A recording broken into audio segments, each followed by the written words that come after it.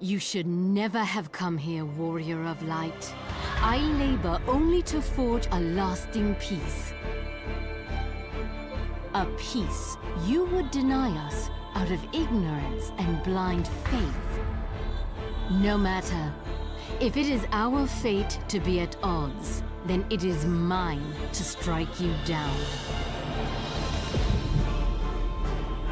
We whom gods and men have forsaken shall be the instruments of our own deliverance. Partake of my flesh. Fill this vessel with your light. Walk amongst your brothers and sisters once more. Oh, Saint Shiva, still the hatred within our hearts and bless us with eternal grace.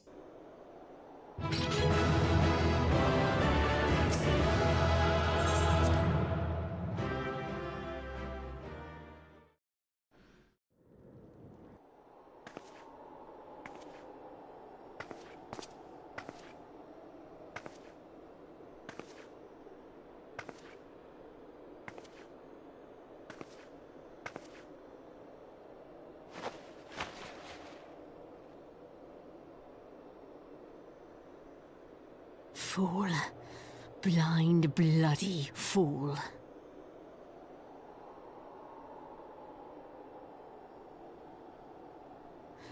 You, of all people, should understand the suffering war begets.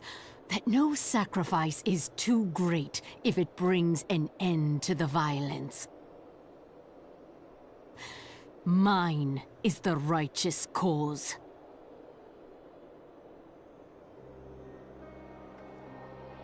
You fight in a war you do not understand. A pawn of liars and schemers. And they are no less ignorant than you, following the creed of their fathers without question, never thinking to ask why. Trapped in a delusion of their own creation, and blind to the truth.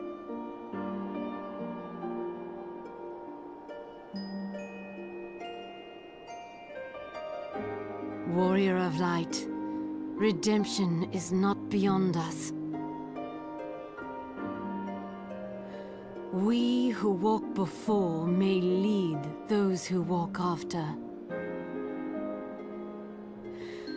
Seek the keeper of the lake. See with eyes unclouded. Do not squander Mother's gift.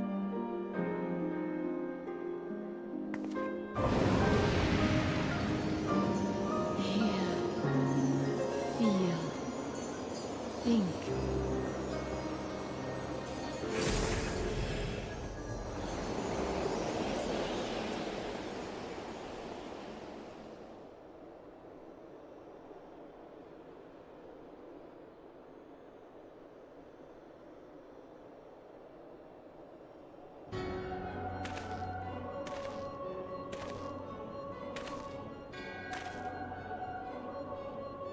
And so the vessel withdraws, a predictable outcome.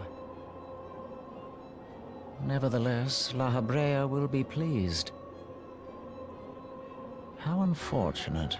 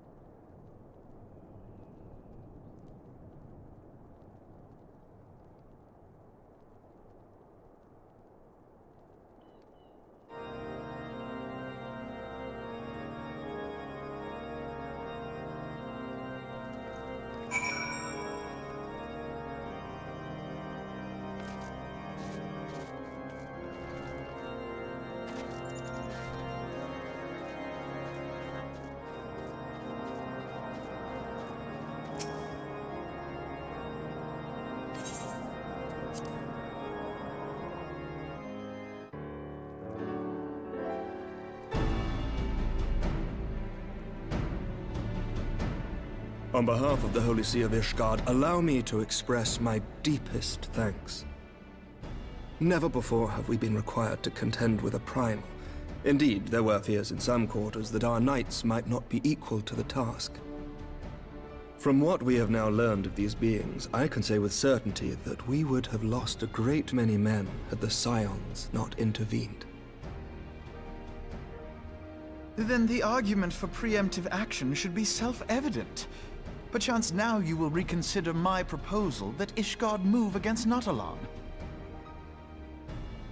Ere we first met, a similar proposal was tabled, but the Holy See decreed that we were to observe, and that military action should be taken only in self-defense.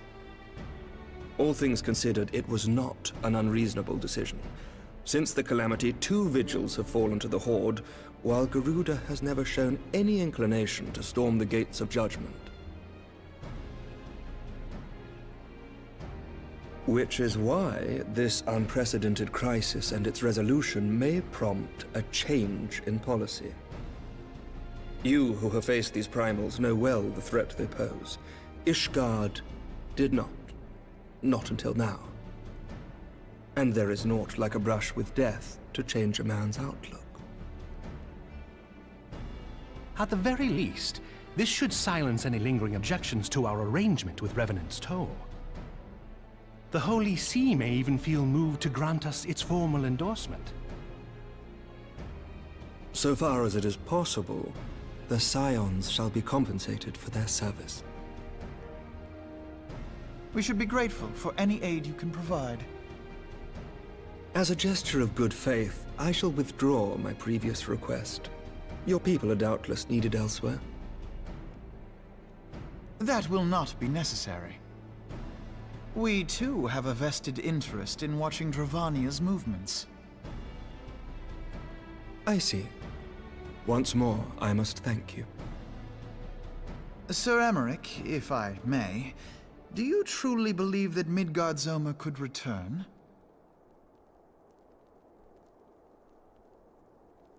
The heavens are a window unto truth, but those who interpret their movements are not infallible. I requested your involvement as a precautionary measure. But of course, you sought an excuse to compensate us from the first, mindful of what would happen if Revenant's Toll were taken by your enemies. Ishgard is not wont to aid its neighbors, but that does not preclude it from manipulating them to serve its own interests. Choose your next words carefully.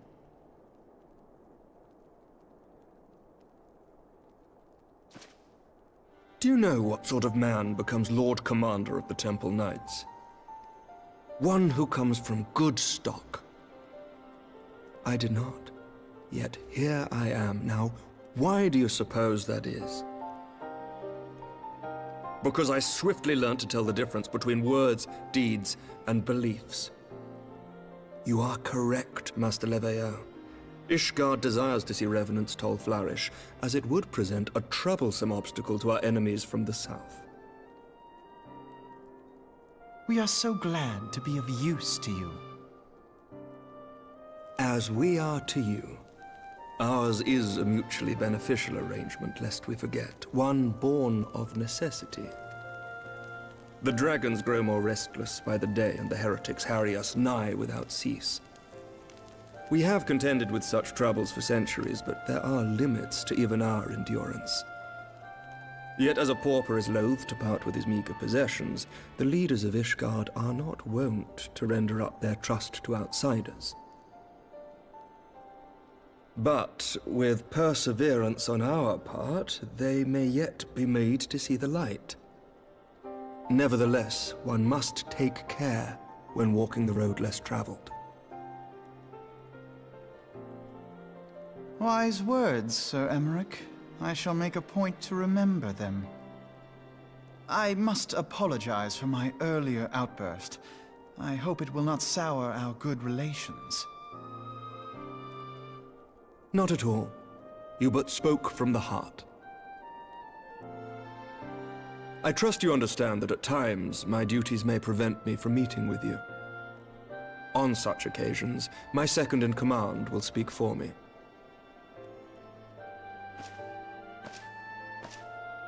Lucia, at your service. Pray excuse our reticence. We are but wary of speaking too freely, lest our sentiments be made known to our enemies. Know that the Lord Commander and I are of one mind. For the sake of Ishgard, and of Eorzea at large, I pray our peoples can put aside their differences. Those who dwell in the past risk losing sight of their future. Should aught befall one of our shipments, pray inform Lucia immediately. You may also relay to her any words you might have for me alone. Not being of Ishgardian birth, she owes no allegiance to any noble house, making her as near to incorruptible as one can find in my homeland. Suffice it to say, I trust her completely, and so may you. Which reminds me, Lord Ff14, if you would be so kind? Certainly.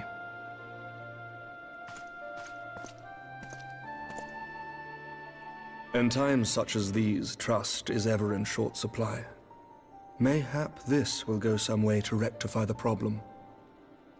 The results of our investigation into the heretics' recent attacks, as well as our interrogation of the merchant you detained.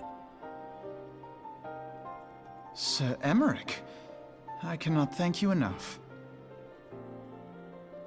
Think nothing of it. Ishgard may be many things, but it is no friend to Garlemald. Did I not tell you to have faith, my friend?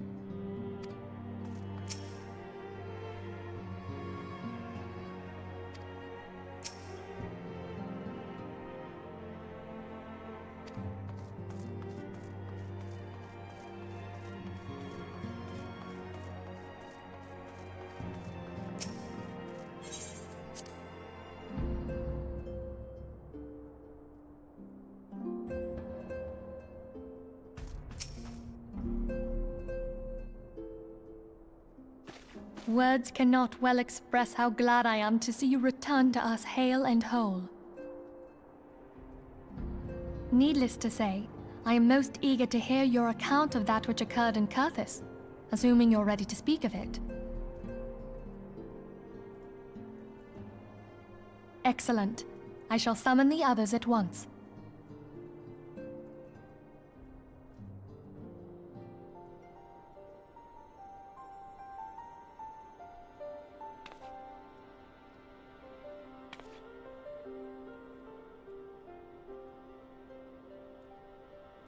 Iceheart used her own body as a vessel for a primal soul? Master Louisoir's writings make no mention of such a possibility. Can we be certain this entity was a primal? As certain as we can be that good King Mogglmog the 12th was a primal, I should think. Both were ostensibly summoned. Let's not quibble over definitions. Of more concern is the implication that Iceheart retained her will, even after she was possessed. We are talking about a mortal, wielding the power of a primal. It can't possibly be that easy, can it? There must be some sort of sacrifice required. Or maybe she's just special? What qualities this woman possesseth, I know not. But full sure am I that she was groomed for this role. Few are privy to the secrets of summoning, and but a single party standeth to profit from their dissemination. Well, I wouldn't presume to comment on how the lass came to know about summoning, but I will say that what she summoned was a primal. The readings were the same, or near as damn it. Strange as it all sounds, it's really no different from what you've faced before. Then mayhap it is time that we re-examined our previous encounters. Pack your things, Ida. We're going back to Gridania. Yes, sir.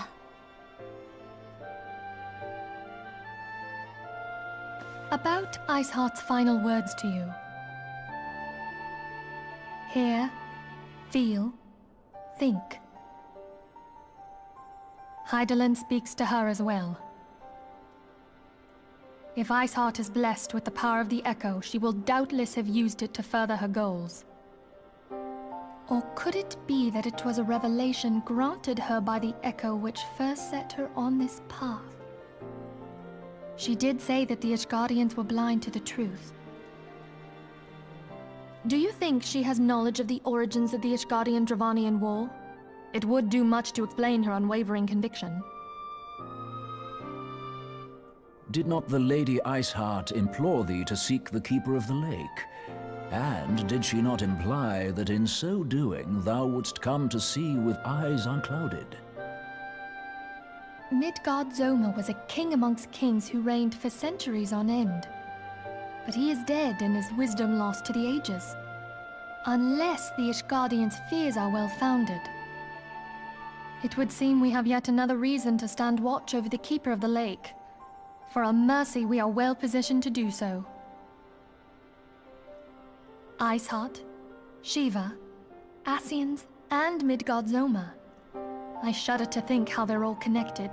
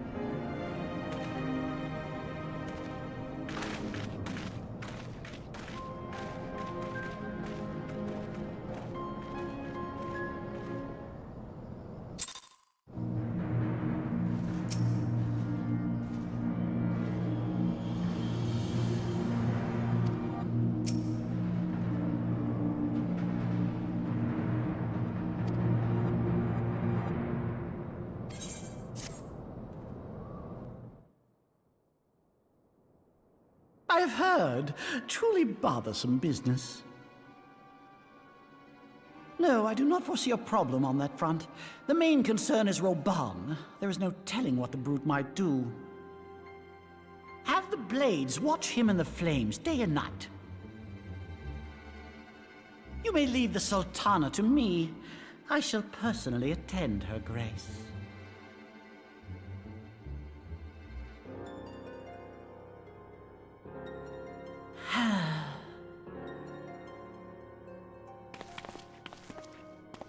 Sever one of the East Aldenard trade routes.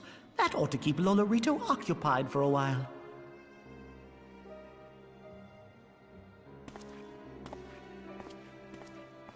Nanamo Ulnamo. For my sake, pray be a good little Sultana to the last.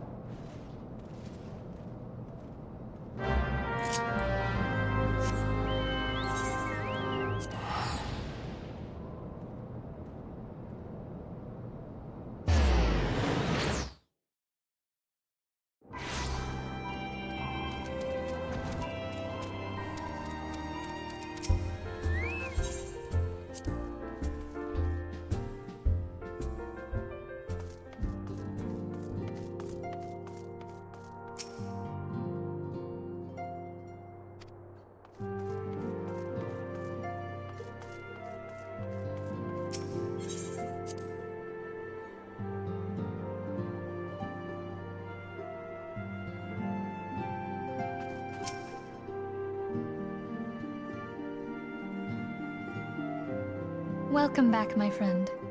I have already received word from Alfino. To think that Flame Marshal Huayu was the Garlean agent. I know not what to say. Together with Robon, Aline lent us much-needed aid at the time of our Order's founding. She was particularly passionate about the need to tackle the primal threat. When we discussed the subject, her eyes fairly shone with determination. Whatever else she may have been, I choose to believe that it was her true self with whom I spoke then. But now is not the time to dwell on such matters. I have an important announcement to make regarding our effort to defeat the Asians. We shall begin as soon as everyone is assembled.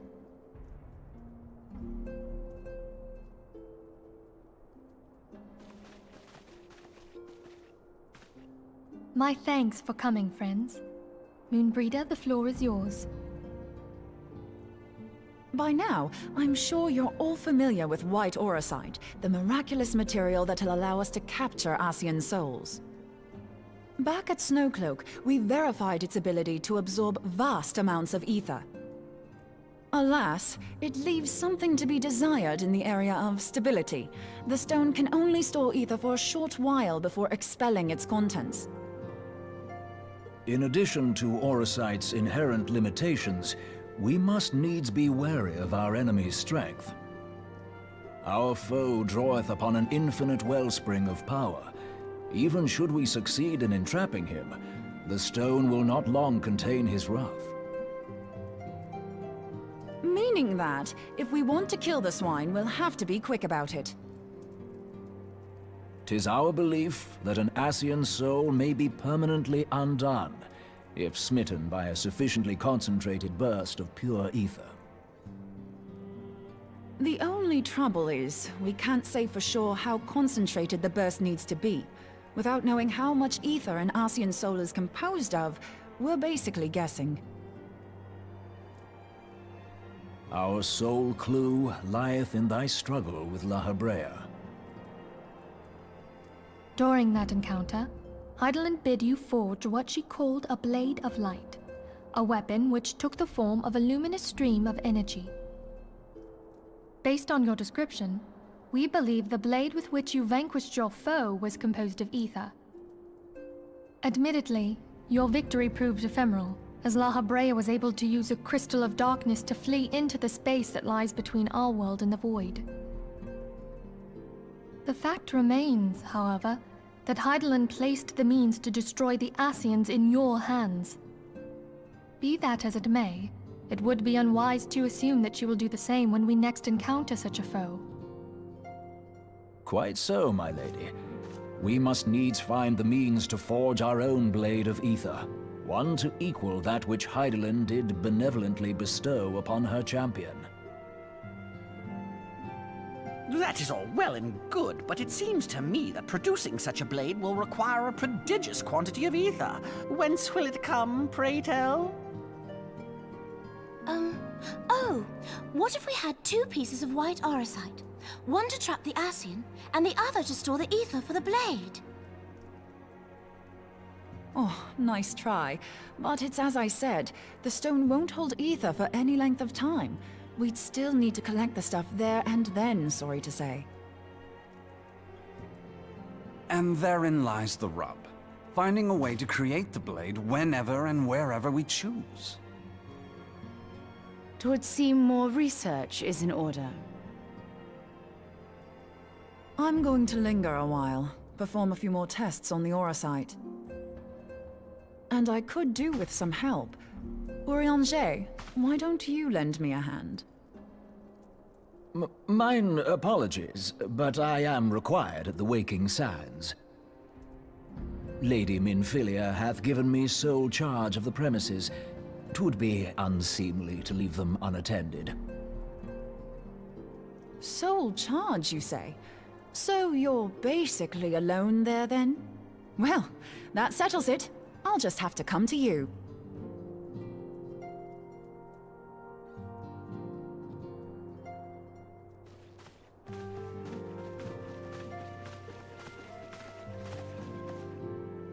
While you were afield, word arrived from the Sharlayan motherland.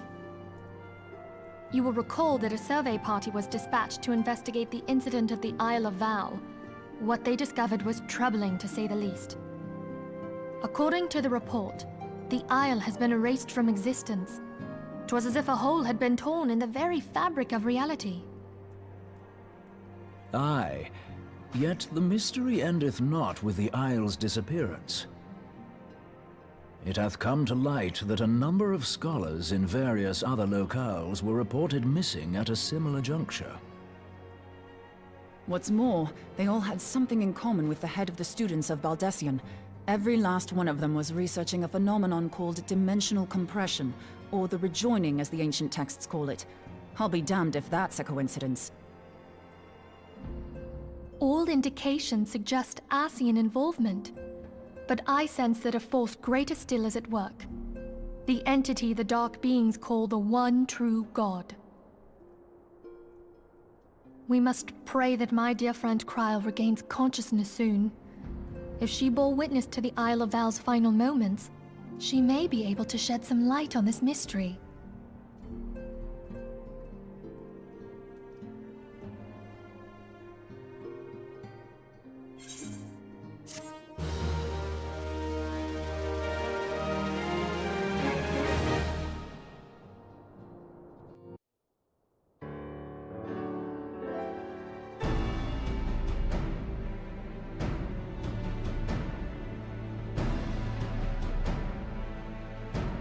Following the calamity, the forces of the 14th Imperial Legion entrenched themselves in strategic locations across Eorzea.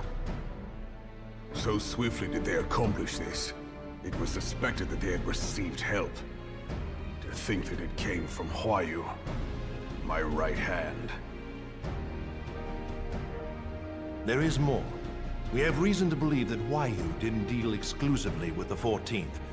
She also answered to a higher authority in Garlemald. But this higher authority could not have been the Emperor. By consenting to the media project, Solus Zos Galvus showed himself to be more concerned about preventing the spread of primal influence than claiming Eorzea for the Empire. He would happily have seen the lot reduced to ash. We believe a number of high-ranking figures within the royal household were against the decision, but that they knew better than to oppose the Emperor openly. Of course, this didn't prevent them from making clandestine provisions, in which Huayu played a part. Alas, these provisions did not prevent Dalamud from falling, and the ensuing chaos changed the face of the realm forever. Yet Eorzea survived. To all intents and purposes, the Meteor Project had failed, and the Empire was left to rue its lack of a decisive means to eliminate the Primals. Until, that is, it stumbled upon the Ultima weapon. Even before the accursed thing was dug up, it seemed to me the 14th had the might to overwhelm our weakened armies. Yet they chose to hide behind their walls. Why? The Black Wolf was wary of making the denizens of Eorzea desperate, lest more primals emerge to bleed the land. The discovery of the Ultima weapon, however, emboldened him to resume his war of conquest in earnest. But there was one in Garlemald who believed that Van Belsar's actions were premature. One who stood higher in the Imperial Army's chain of command. He ordered the Legatus to halt his advance, only to find that the Black Wolf had slipped its leash, and that the 14th now acted alone. In a bid to bring Van Belsar to heel, he used the agent he had planted in Ul'dah prior to the Calamity to undermine the Legion's efforts. A man who outranks Van Belsar, yet opposed the late Emperor's decision to annihilate Eorzea. This could only be the former High Legatus of the Garlean army, now known as Emperor Voris Zos Galvus. So he was Huayu's true master. But one of several in actual fact. We've learned that even as Huayu served the Empire's interests, she sold Imperial secrets to a certain faction in Eorzea. In so doing, she helped to maintain the status quo, thus prolonging the conflict. Considering who stands to profit from war, it isn't hard to imagine who her other masters were. Seven hells! You mean to say that she was a double agent? Triple, if you consider her services to Van Belsar and the new Emperor as separate. As neatly as these pieces seem to fit, one aspect of the puzzle remains unclear to me. By whose will was the Marshal feeding intelligence to the heretics? And try as I might, I fail to see how aiding their cause would profit either her Imperial or Monetarist masters. Could it be that another hand is at work here? If so, Huayu must be made to reveal whose it is.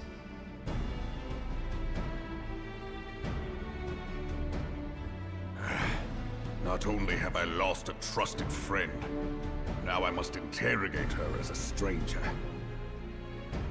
Not a pleasant task, I grant you, but a necessary one. Unless we weed out the ivy, root, stalk, and stem, it will simply grow back. I know that full well.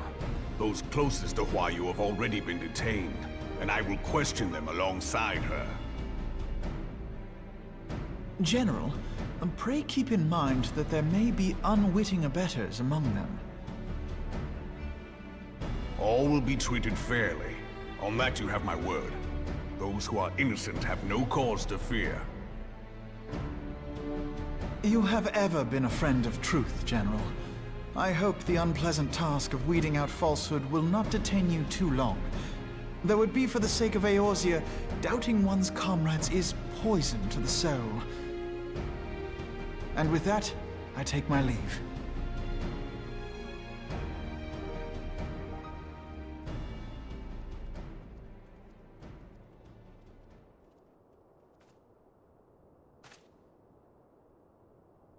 All these years, I've been made to dance to their tune. How could you, Wayu? How could you side with them? Those cankers who take from this land and give naught in return, who use their power to disempower and grow fat while the people starve. I know you can hear me, monitor as scum. Your crimes will not go unpunished. One day I will purge this land of your sickness before the eyes of the 12. I swear it.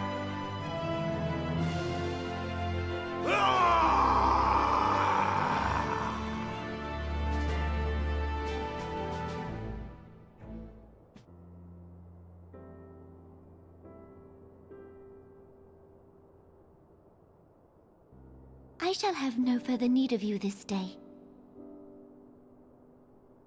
Your Grace.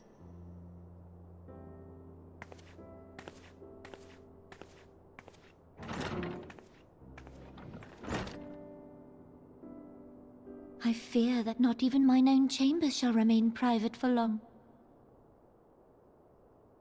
Has the situation grown so grim?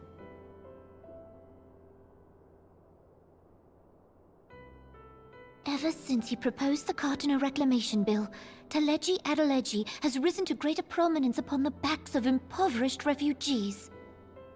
The monetarists were ever united in their pursuit of profit, but the man's actions have torn a rift in their ranks. They snap at each other as rabid dogs. Yet now is not the time to be bickering among ourselves. If this bickering is a threat to law and order, might you not have grounds to dissolve the Syndicate? Would that the solution were so simple, Admiral. Alas, my moving to dissolve the Syndicate is certain to spark outrage among the influential merchant class, whom the Cabal represents. This would serve to exacerbate the current unrest, and peace would slip still further away. Be they rich or poor, natives or refugees, all who reside in Ul'dah have a right to pursue happiness. It is the duty of a ruler to protect this right. If I am to perform my duty, I must needs tread warily. It would not do to make enemies heedlessly. Were Lord Lolorito here, he would doubtless say that I have my head in the clouds. A ruler is required to take a wide view. Try as we might to cater to all needs, some will inevitably be overlooked. As such, there shall ever be citizens who feel aggrieved. It cannot be helped. But as you have informed us, the monetarists take no view but their own. They hunger for power while the masses starve. In the absence of a common cause, it seems beyond any one individual to make Ul'dah whole. And the presence of a Garlean agent within the Immortal Flames only makes matters worse. Even accounting for Ul'dah's historic reliance upon mercenaries, such a grievous breach of security is unprecedented. I fear this business will provide the monetarists with a rod to beat Rauban.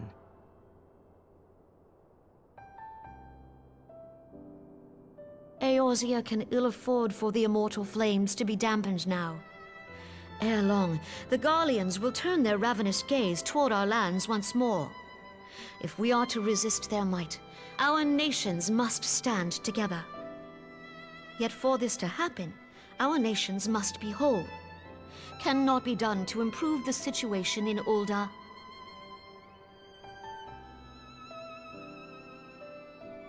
The true wealth of Ul'dah lies in the health, happiness, and hopes of her citizens. Alas, the citizens shall never know these things, so long as their lives are ruled by the ambitions of the few. The monetarists claim to represent the best interests of the people, but in sooth they desire only to manipulate them for their own selfish ends. For the government to serve the people, it must be formed of the people. For Ul'dah to move forward, it is not only the Syndicate that must be dissolved. Nay, you jest.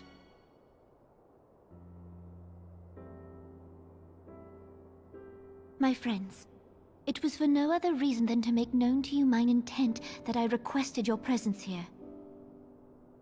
When I make my declaration to the people, chaos shall inevitably ensue. As the last monarch in the line of Ul, I make unto you this request.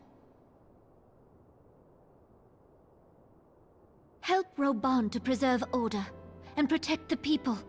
Forsake them, and you forsake yourselves. For a strong Eorzea will ever have need of a strong Ul'dah.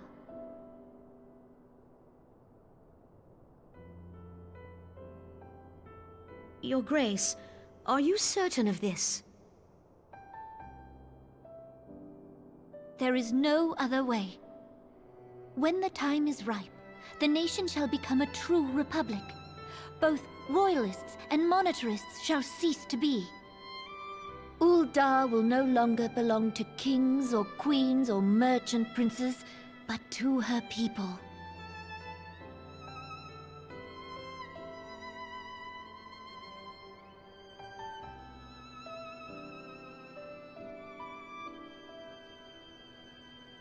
Roban, forgive me for casting aside all that you have toiled for in my name. Beyond this gesture, I am powerless to help my subjects.